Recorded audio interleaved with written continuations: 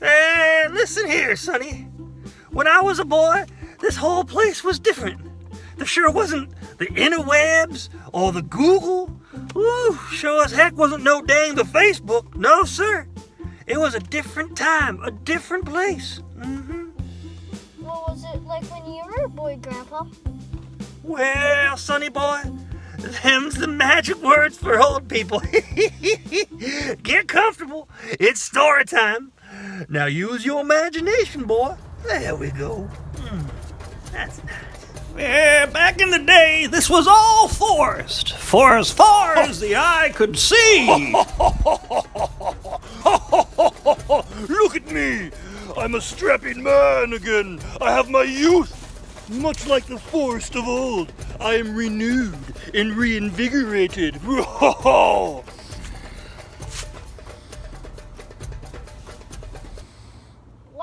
Grandpa, that must have been a really long time ago.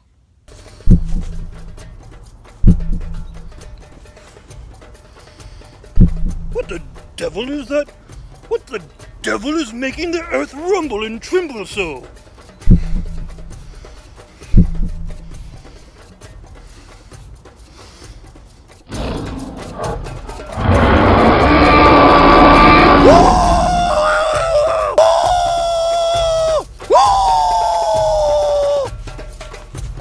Well, at least I have my youth to help me run.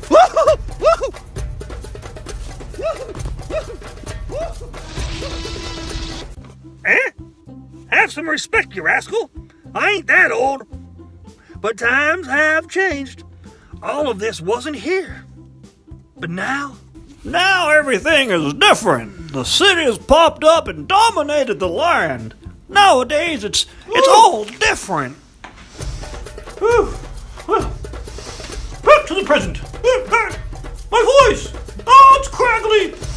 I'm old again, dadgummit. Oh.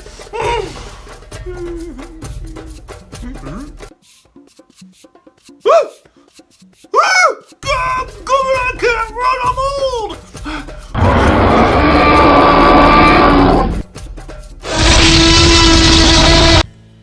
Isn't that how it goes? This is the third painting in this series. The first painting, well, sadly, it was erased in a freak MRI selfie fight accident. Side note, don't try and live stream from an MRI. It's not tight as hell! I lost my damn iPhone! The second painting, The Intrusion of Man, can be found here by following this card. The third, The Domination of the Land, is what we're up to today. So let's jump in. Oh, by the way, this is a long one and will be split into 2 episodes. So go ahead and subscribe and hit that bell notification so you can be kept up to date on all the awesomeness. Taking over voiceover Greg, the video is yours. Thanks, live action Greg. As mentioned, this here is called The Domination of the Land. But you can't go get ornery with the land until you got the sky. So let's start there. Keep in mind, it's gonna get covered up. Most of it anyway, so go crazy or don't. Either way, do what tickles you, because it's probably not gonna matter because it's all getting covered up anyway. Then throw in them buildings. I was gonna go for a faded, gross, mid-tone, pastel-y, thing here, and, well, I don't like it.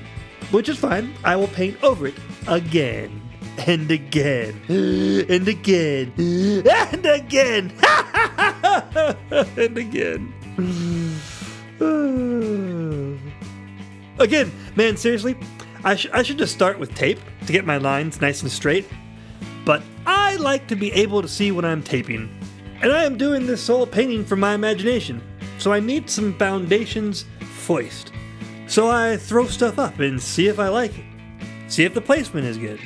Always better to be smaller than too big. Well, not everything. Much like my talent at this point, I'm more of a grower than a shower. Growing in skill till I am able to show and truly be manly in size and proportion of work. Dude, stop with the D jokes and references. We all know this is scripted, you idiot. What? No, it isn't. Well, okay, fine. Yes, I write this out. I tried ad-libbing everything. It didn't work out so hot. I would do a line, but then I would think I could do it better. But then I'd have like 10 takes that were more or less the same, just ridiculousness in different places to go through and to get the shot, you know? So it ended up being better for me to just write things out, which kind of sucks. It totally makes my production schedule much lengthier. Much like my day. Don't do it! Walked into that one, I suppose. Anyway, what were we doing?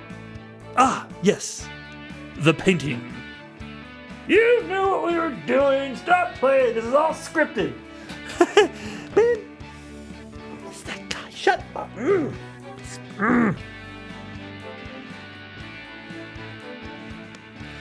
You know, I really like that brickwork. It looks easy, but it is surprisingly hard to get right, especially the angled side. It isn't the same angle all the way up. The perspective of the viewer has to be taken into account. The eye line is about mid-building, which means the angle the bricks point at has to be changed the farther up or down the bricks are from the central focus of the viewer. Otherwise, it looks weird. Eventually, there's going to be a pool there. Eventually. Not right now. That's next episode. So stay tuned. Let's talk about that mini-mart in the back. I forgot that I wasn't going to go for the pastel look and kind of dug the look of this thing. My original plan was just to have a forest back there, but that didn't make the statement of the painting obvious enough, I thought. So I added a building back there. It kind of also works to show some depth. The doors are sliding glass doors, which means they're about 8 feet tall. But look how small they are. They're wee. Hopefully that imparts some references for how tall these buildings are and how far back that view really is, thus showing that the only thing not dominated by man is the rock there in the sky. Oh, and the one token tree that is coming up next episode. Stay tuned. At this point in the painting, I had some symbolism that I wanted to employ, but I didn't quite know what I wanted yet. The next episode is probably going to be all deep and get into the nitty-gritty of what exactly everything in the painting is trying to say.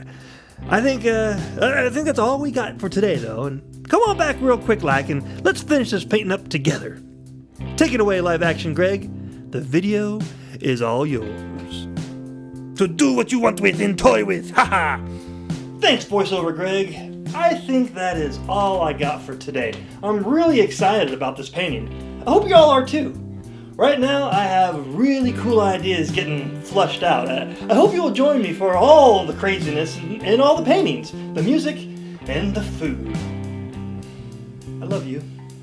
See you next time.